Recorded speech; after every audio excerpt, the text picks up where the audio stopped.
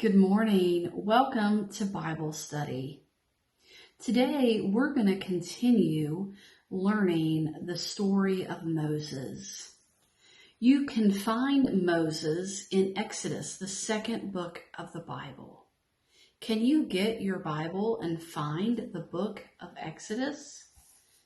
It's very close to the beginning. First, when you flip through the pages, you'll find Genesis, and then you'll come to Exodus.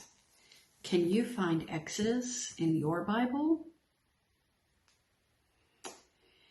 As we continue to see and hear this story unfold and learn about Moses and how Moses led and helped God's people, let's remember what we've learned so far.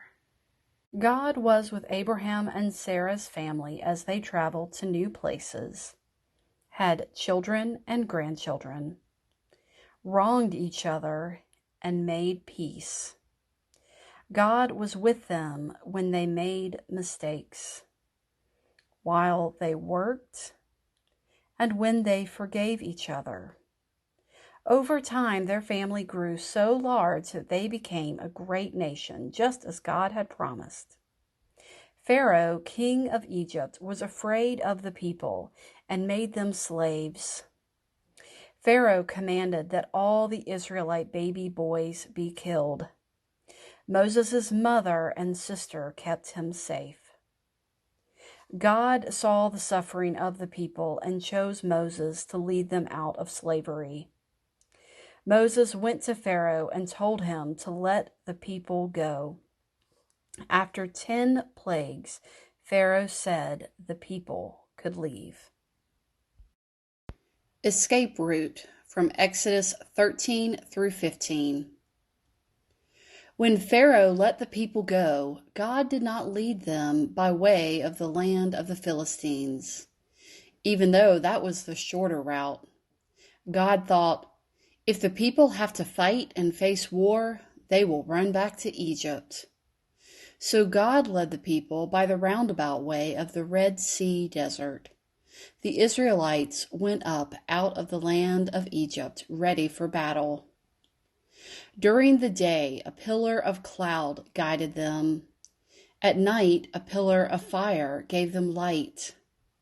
Then God told them to turn back and set up camp by the sea, so Pharaoh would think that they were lost and confused in the desert. God knew that Pharaoh, in his stubbornness, would chase the freed Israelites. When he did, the Egyptians would again see God's power. When Egypt's king was told that the people had run away, Pharaoh and his officials changed their minds about the people. They said, "What have we done, letting Israel go free from their slavery to us?" So he sent for his chariot and took his army with him. He took 600 elite chariots and all of Egypt's other chariots with captains on all of them. As Pharaoh drew closer, the Israelites looked back and saw the Egyptians marching toward them. The Israelites were terrified and cried out to the Lord. They said to Moses, "Weren't there enough graves in Egypt that you took us away to die in the desert? What have you done to us by bringing us out of Egypt like this?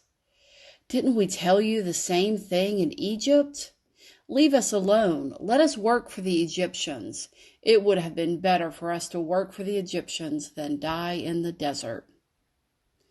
But Moses said to the people, "Don't be afraid. Stand your ground and watch the Lord rescue you today.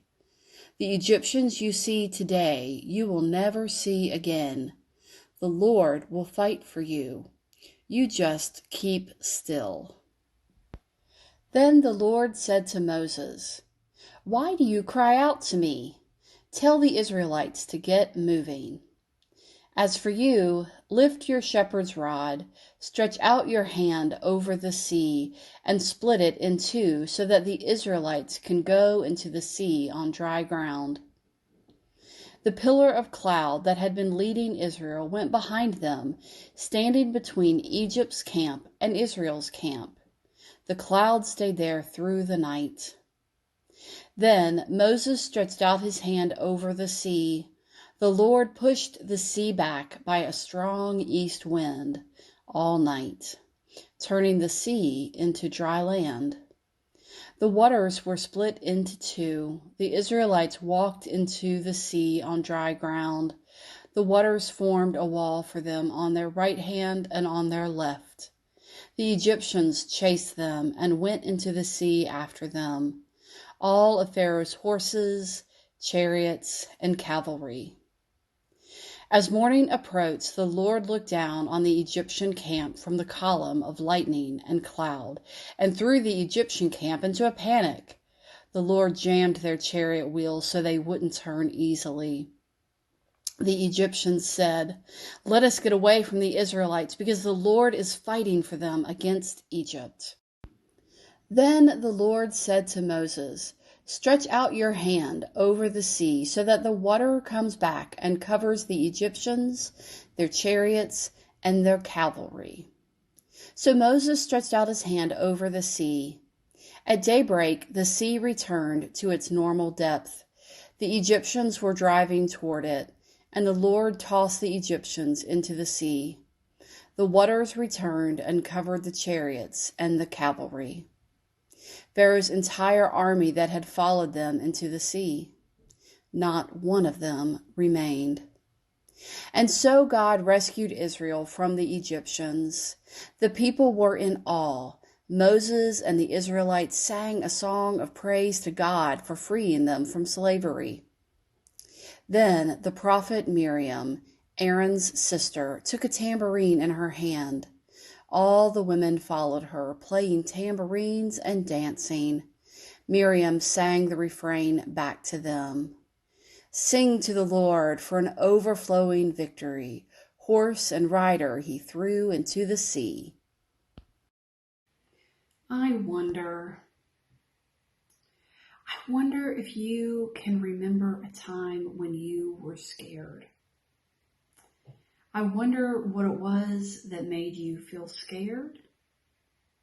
And I wonder what made you feel better.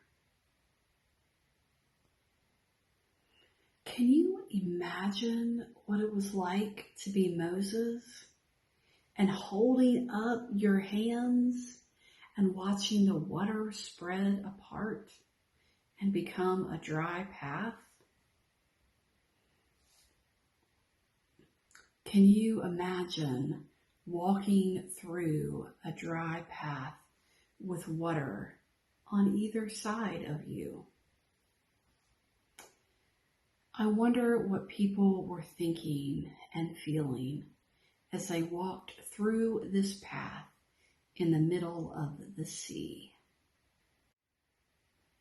I wonder where you would be in this picture. As you look at and consider this picture and continue to think about this story, let's put it together with the other pictures and remember all that we've learned so far. Thank you for joining us for Bible study, and I'll see you again next week.